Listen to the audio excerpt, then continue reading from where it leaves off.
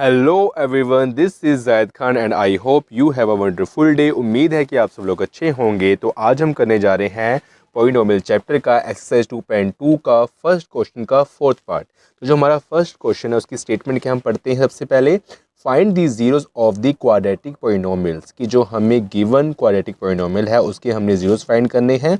उसके बाद हमने वेरीफाई करना है, verify the relationship between the zeros and coefficient की हमने जो रिलेशनशिप है जो इसके गिवन पॉलिनोमियल के जीरोस आएंगे और इनके जो कोफिशिएंट्स है उसका हमें रिलेशनशिप को वेरीफाई करना है, ठीक है, चेक करना है। सो नाउ स्टूडेंट, सबसे पहले हमने जीरोस फाइंड करने, तो हमारे पास जो गिवन पॉलिनोमियल है वो है 4u² प्लस 8u।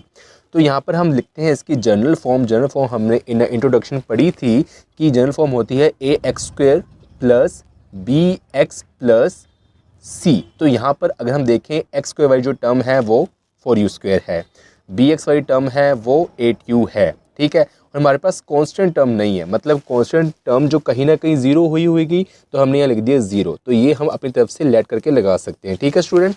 अब हमने क्या करना है, अब देखें, अब हमने स्टूडेंट्स ऐसा कोई नंबर सेलेक्ट करना है, ऐसी कोई टर्म सेलेक्ट करनी है कि अगर इसको हम ऐड करें, अगर हम ऐड करें और सब्ट्रैक्ट करें तो हमारा 8u बने, ऐड करें और सब्ट्रैक्ट करें तो हमारा 8u बने, और अगर हम मल्टीप्लाई करें तो हमारा क्या बनना चाहिए। देखें यहाँ पर है 4u² इंटू 0। अगर हम किसी भी टर्म को 0 से मल्टीप्लाई करते हैं तो वो 0 ही बन जाता है। वो कितना बन जाता है, 0 ही बन जाता है। तो हमने ऐसा क्या थिंक करें, क्या सोचें, क्या लेट करें कि वो अगर हम ऐड और सब्ट्रैक्ट करें तो 8u बने और अगर मल्टीप्लाई करें तो 0 बने। तो अगर हम 8u को 0 के साथ ऐड करें तो ये बनता है 8u, और अगर हम 8u को 0 के साथ मल्टीप्लाई करें तो ये बनता है हमारा 0। क्योंकि किसी भी टर्म को अगर हम 0 के साथ मल्टीप्लाई करते हैं तो वो हमारा 0 ही बनता है, चाहे वो जितनी बड़ी टर्म हो, लाख हो, 2 लाख हो, करोड़ हो, कुछ भी हो।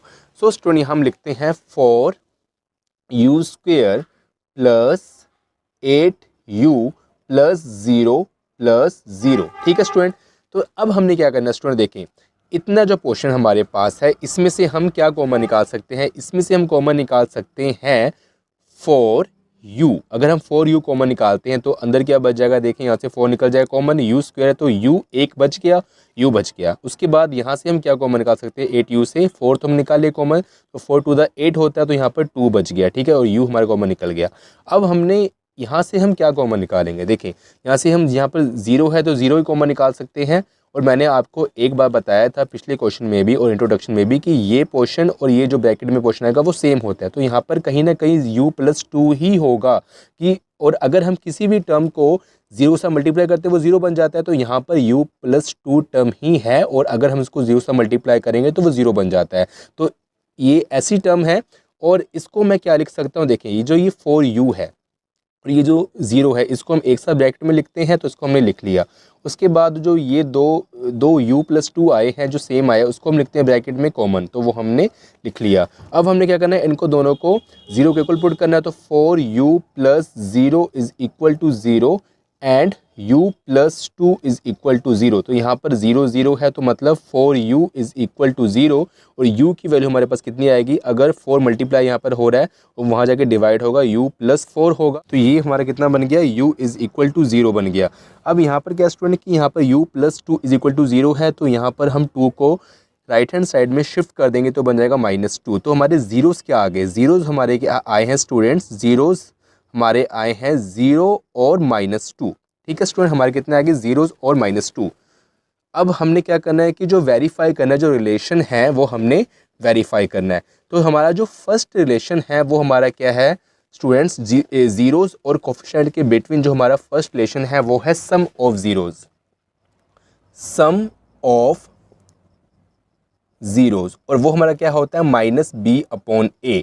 यहाँ पर जो b क्या होता है, कोफिशिएंट्स ऑफ x, जो हम जनरल फॉर्म देखते हैं, जनरल जो फॉर्म देखते हैं इस पॉलिनोमियल की, तो उसमें हम क्या लेते हैं ax² plus bx plus c। तो मतलब कि जो x के साथ जो हमारा कोफिशिएंट होता है वो क्या होता है, b होता है, और x² के साथ जो हमारा कोफिशिएंट होता है वो a होता है।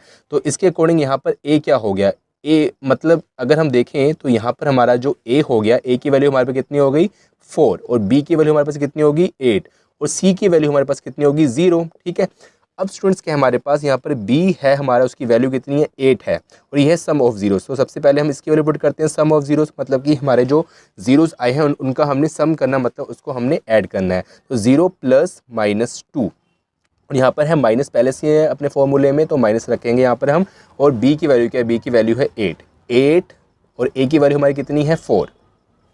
सो स्टूडेंट यहाँ पर क्या है 0 प्लस माइनस, ठीक है, प्लस माइनस क्या होता है माइनस, 0 माइनस 2 और माइनस 8/4। तो अगर हम यहाँ पर कर देते हैं तो 4 to the 8, तो यहाँ पर हमारा हो जाएगा -2।